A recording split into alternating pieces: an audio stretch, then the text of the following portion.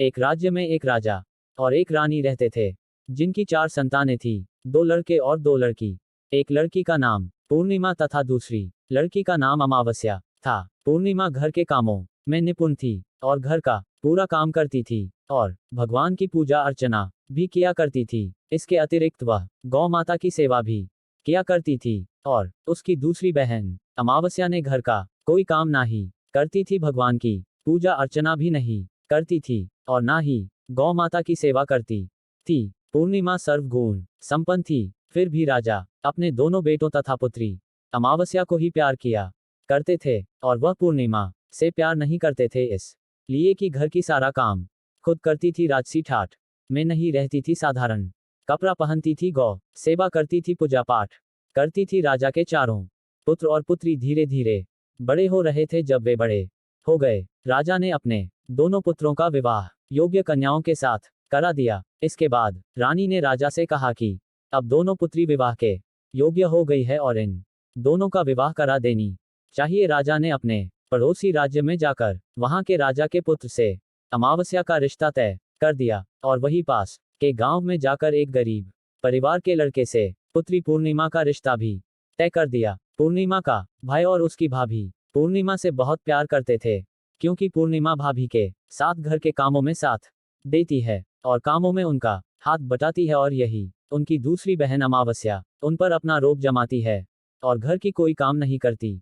कुछ समय बीत जाने के बाद दोनों पुत्रियों का विवाह हो जाता है। राजा विवाह के बाद अपनी दोनों पुत्रियों को विदाई देते हैं। विदाई देते समय राजा पुत्री अमावस्या को बहुत सारा धन और दौलत देकर विदा करते हैं और पूर्णिमा को कुछ भी नहीं देते हैं, खाली हाथ अपने घर से विदा करते में। इसके बाद दोनों बहनें अपने अपने ससुराल को चली जाती है। कुछ दिन बीत जाते हैं और एक दिन अमावस्या अपने घर पर शिव जी की कथा रखती है, जिसमें वह सभी गांव वाले को निमंत्रण देती है और अपनी बहन पूर्णिमा को नहीं बुलाती है। जब गांव की सभी औरतें अमावस्या के यहाँ जाते हैं, यह सब पूर्णिमा अपने घर के दरवाजे के बाहर बैठकर देख रही होती है। तब वहां से गुजर रही औरतें पूर्णिमा से कहते हैं कि तुम्हारी बहन के यहाँ शिव जी की कथा है, क्या तुम नहीं चलोगी? पूर्णिमा ने कहा, मुझे निमंत्रण नहीं आया है, मैं नहीं जा सकती। सभी गांव की औरतों ने पूर्णिमा से कहा, बुलाया नहीं तो क्या हुआ, भगवान शिव की कथा है, तुम हमारे साथ चलो। गांव की सभी औरतों की बात मानकर पूर्णिमा भी उनके साथ भगवान शिव की कथा में अमावस्या के घर चली जाती है। जब अमावस्या की नजर पूर्णिमा पर पड़ती है तो वहां कहती है कि तुम यहाँ कैसे चली आई, मैंने तो तुम्हें नहीं बुलाया था। खैर कोई बात नहीं, अब तुम आ ही गई हो तो चुपचाप बैठी रहना। और यह कहते हुए अमावस्या ने पूर्णिमा की गरीबी का भी मजाक उड़ाया। पूर्णिमा की आंखों में आंसू आ गए और रोते रोते मन ही मन में पूर्णिमा भगवान शिव से विनती करती है, हे भगवान, क्या पूजा पाठ करना गलत है? गौ माता की सेवा करना गलत है? आखिर मेरी गलती क्या है? आप मुझ पर अपनी कृपा दृष्टि कब बनाएंगे? पूर्णिमा बार बार भगवान शिव से यही कहती रहती। इतने में शिव कथा पूरी हो जाती है और अमावस्या भगवान का प्रसाद बांटने लगती है। वह सभी लोगों को प्रसाद देती है, लेकिन पूर्णिमा को वहां प्रसाद नहीं देती। पूर्णिमा बिना प्रसाद के ही अपने घर लौट जाती है। रास्ते में वह यह सोचती हुए चलती है कि यदि बच्चे कथा का प्रसाद मांगेंगे तो उन्हें क्या जवाब दूंगी। तभी उपाय सुझा। भाई दिखाई दिया, भाई से मिलकर बहुत खुश हुई। भाई मायके चलने को कहा। पूर्णिमा भी सोचा, मायके में अपने भाई और भाभी के यहाँ होकर जाती हूँ और वहां से बच्चों के लिए कुछ लेकर जाऊंगी। ऐसा सोचते हुए पूर्णिमा अपने घर वापस न जाकर पूर्णिमा अपने मायके के लिए रवाना हो गई। चलते चलते रास्ते में एक चबूतरा दिखा, जिस पर तुलसी का पौधा लगा था। उस जगह पर एक बूढ़ी अम्मा बैठी हुई थी। वह कोई और नहीं, साक्षात तुलसी माँ थी। उस बूढ़ी माता ने पूर्णिमा से कहा, बेटिया तुम कौन हो और कहाँ जा रही हो? पूर्णिमा अपना परिचय देती है। परिचय देने के बाद बूढ़ी औरत ने पूर्णिमा से कहा कि यहाँ तुलसी का पौधा सूख रहा है, इसमें थोड़ा सा पानी डाल दो और इस चबूतरे की साफ सफाई कर दो, जिससे मुझे थोड़ी ठंडक मिलेगी। पूर्णिमा ने कहा कि ठीक है माँ, मैं तुलसी में पानी डाल देती हूँ और यहाँ की साफ सफाई भी कर देती हूँ। पूर्णिमा ने साफ सफाई करने के बाद बूढ़ी अम्मा को भी नहला दिया और बूढ़ी अम्मा की भी सेवा की। उनके पैर दबाए और बूढ़ी अम्मा से कहा कि माँ जी, और बताइए मैं आपकी क्या सेवा करूं, और कोई काम है तो बता दीजिए, मैं कर दूंगी। बूढ़ी अम्मा ने कहा, कुछ नहीं, अब तुम जाओ और वापस आते समय मुझसे मिलते हुए जाना। पूर्णिमा ने बूढ़ी अम्मा से कहा, ठीक है अम्मा जी, मैं जाती हूँ। वापस आते वक्त आपसे मिलते हुए जाऊंगी।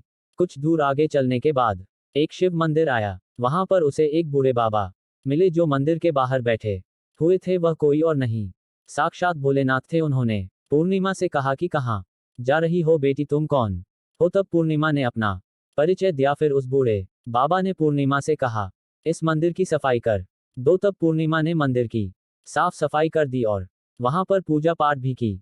और साफ सफाई पूजा अर्चना करने के बाद उन्होंने बूढ़े बाबा को भी नहला दिया और उनसे कहा कि बाबा और कोई काम हो तो बताइए। तब बूढ़े बाबा ने कहा, नहीं बेटी, अब तुम जाओ और वापस आते वक्त मुझसे मिलते हुए जाना। पूर्णिमा ने कहा, ठीक है बाबा, मैं जाती हूँ। वापस आते हुए आपसे मिलते हुए जाऊंगी। आगे चलते चलते कुछ दूर चलने के बाद पूर्णिमा को एक काली जी का मंदिर दिखा। वहां भी एक बूढ़ी अम्मा बैठी हुई थी। उस बूढ़ी औरत ने भी पूर्णिमा से कहा कि बेटी, तुम कौन हो, कहाँ जा रही हो? तब पूर्णिमा ने उस बूढ़ी औरत को भी अपना परिचय दिया। बूढ़ी औरत ने पूर्णिमा से कहा कि यहाँ पर सभी पूजा पाठ करने के लिए आते हैं, लेकिन मंदिर की साफ सफाई करने के लिए कोई नहीं आता, इसीलिए तुम मंदिर की साफ सफाई कर दो। पूर्णिमा ने कहा, ठीक है माता जी। और पूर्णिमा मंदिर की साफ सफाई कर देती है और पूजा पाठ भी करती है और माता जी का श्रृंगार कर देती है और उस बूढ़ी अम्मा को भी नहला देती है और बूढ़ी अम्मा के पैर दबाती है और कहती है कि सभी काम हो गया है माँ जी, और कोई काम हो तो बताए। बूढ़ी अम्मा कहती है कि बेटी, अब तुम जाओ, लेकिन वापस आते वक्त मुझसे मिलते हुए जाना। पूर्णिमा कहती है ठीक है और वह आगे चली जाती है। आगे चलते चलते एक नदी आती है। वहां पर भी एक बूढ़ी अम्मा बैठी रहती है और कहती है कि बेटी, तुम कौन हो और कहां से आए हो? उसे भी पूर्णिमा अपना परिचय देती है। बूढ़ी औरत पूर्णिमा से कहती है कि नदी में स्नान करने तो यहाँ पर सब आते हैं, लेकिन यहाँ की साफ सफाई कोई नहीं करता, इसलिए तुम इस किनारे पर साफ सफाई कर दो। पूर्णिमा कहती है ठीक है माँ जी, और वहाँ की साफ सफाई कर देती है और उस बूढ़ी अम्मा के पैर दबा दी है और कहती है, माँ जी, और कोई काम हो तो बताए। बूढ़ी औरत कहती है कि कुछ नहीं बेटी, तुम जाओ, लेकिन वापस आते वक्त मुझसे मिलते हुए जाना। उसके बाद पूर्णिमा ने साफ सफाई करने के बाद बूढ़ी अम्मा को भी नहला दिया और बूढ़ी अम्मा की भी सेवा की, उनके पैर दबाए और बूढ़ी अम्मा से कहा कि माँ जी, और बताए मैं आपकी क्या सेवा करूं, और कोई काम है तो बता दीजिए, मैं कर दूंगी। बूढ़ी अम्मा ने कहा, अब तुम जाओ और वापस आते समय मुझसे मिलते हुए जाना। पूर्णिमा ने बूढ़ी अम्मा से कहा, ठीक है माँ जी, मैं जाती हूँ। नाव में बैठकर नदी के दूसरे किनारे आती है। किनारे के पास ही नगर में पूर्णिमा के मायके के घर था। कुछ ही देर में पहुंच जाती है। वहां पर पूर्णिमा के भाई और भाभी उसे देखकर बहुत खुश हो जाते हैं और वे पूर्णिमा की बहुत खातिरदारी करते हैं और उससे बहुत सारी बातें करते हैं और कहते हैं कि बच्चों को भी साथ में लेकर आती तो बहुत अच्छा होता। अब कुछ समय के बाद पूर्णिमा ने वापस अपने ससुराल जाने को कहा तो उसकी भाभी ने उसके लिए एक साड़ी दी और बच्चों के लिए कपड़े और खाने पीने की कुछ चीजें रख दी और कहा कि तुम बहुत दिनों के बाद आती हो। और पूर्णिमा की भाभी ने एक गठरी पूर्णिमा के हाथ में दे दिया और कहा कि जाओ और फिर वापस आना। इसके बाद पूर्णिमा वहां से अपने ससुराल के लिए रवाना हो गई और उसी की नदी के किनारे पहुंची और नाव में बैठकर दूसरे किनारे पर उतर गई। वहां उतरने के बाद वहां पर उसे वही बूढ़ी अम्मा पूर्णिमा की लौटने की प्रतीक्षा कर रही थी, जो साक्षात गंगा मैया थी। उस बूढ़ी अम्मा ने पूर्णिमा को एक गठरी दिया और कहा कि इसे तुम अपने घर जाकर ही खोलना। अब पूर्णिमा के पास 2 गठरी हो गई। उसे लेकर पूर्णिमा वहां से रवाना हुई। आगे कुछ दूर चलने पर काली माँ का मंदिर आया। वहां पर काली माँ बूढ़ी माँ के रूप में विराजमान थी, जो पूर्णिमा की राह देख रही थी। कहा, आ गई बेटी पूर्णिमा ने कहा, हाँ माँ जी, मैं आ गई। तो काली माँ ने उसे एक गठरी दिया और कहा, तुम यह गठरी अपने घर जाकर खोलना। अब पूर्णिमा के पास 3 गठरी हो गए थे। तीनों गठरी लेकर पूर्णिमा आगे बढ़ी। कुछ दूर जाने पर शिव जी का मंदिर आया, जहां बूढ़े बाबा के रूप में शिव जी स्वयं विराजमान दे, जो पूर्णिमा के राह देख रहे थे। बूढ़े बाबा ने कहा, पूर्णिमा तुम वापस आ गई? पूर्णिमा ने कहा, हाँ बाबा, मैं वापस आ गई। बूढ़े बाबा ने भी पूर्णिमा को एक गठरी दिया और कहा कि यह गठरी तुम घर जाकर ही खोलना। पूर्णिमा ने कहा, ठीक है अब पूर्णिमा के पास 4 गठरी हो गए थे। अब पूर्णिमा 4 गठरी को अब कैसे ले जाती। उसने एक पुरानी साड़ी निकाली और उन सभी गठरी को एक गट्ठा बना लिया और सर पर रखकर वहां से रवाना हो गई। कुछ दूर जाने के बाद उसे तुलसी माँ बूढ़ी औरत के रूप में मिलती है और कहती है, पूर्णिमा तुम आ गई। पूर्णिमा कहती है, हाँ माँ जी मैं आ गई। वह बूढ़ी औरत भी उसे एक गठरी देती है और कहती है कि यह गठरी तू अपने घर जाकर ही खोलना। पूर्णिमा कहती है, ठीक है माँ जी। अब पूर्णिमा के पास 5 गठरी हो गए थे। पूर्णिमा वहां से रवाना हुई तो वापस अपने घर पहुंच गई। पूर्णिमा ने सबसे पहले अपने मायके वाला गठरी खोलकर देखने लगी। उसमें बच्चों के लिए अच्छे अच्छे कपड़े और खाने पीने की चीजें थी और उसमें कुछ गहने भी थे। पूर्णिमा ने कपड़े अपने बच्चों को दे दिए और खाने पीने की चीजें भी बच्चों को दे दी। बच्चे यह सब पाकर बहुत खुश थे। अब पूर्णिमा ने दूसरा गठरी खोला जो उसे गंगा मैया ने दिया था। उसमें ढेर सारे हीरे जवाहरात सोना चांदी आदि था। इसके बाद अब पूर्णिमा ने तीसरा गठरी खोला जो उसे काली माँ ने दिया था। उसमें बहुत सारा सोना श्रृंगार का सामान भरा हुआ था। इसके बाद पूर्णिमा ने चौथा गठरी खोला जो उसे भगवान शिव ने दिया हुआ था। उसमें बहुत सारा धन संपत्ति भरा हुआ था और बहुत सारी खुशियां भरी हुई थी। इसके बाद अब पूर्णिमा ने 5वां गठरी खोला जो उसे तुलसी माँ ने दिया था। उसमें चावल दाल और प्रकार की खाने की चीजों से भरा हुआ था। अब पूर्णिमा के घर में किसी भी चीज की कमी नहीं थी। उसका घर धन धान्य से भरा हुआ था और अब पूर्णिमा और उसका परिवार सुख में जीवन व्यतीत करने लगा। अब पूर्णिमा के मन में विचार आया कि क्यों ना शिव जी की कथा कराई जाए और शिव जी की कथा में एक कार्यक्रम रखा जाए। पूर्णिमा ने गांव के सभी लोगों को निमंत्रण दिया और घर घर जाकर सभी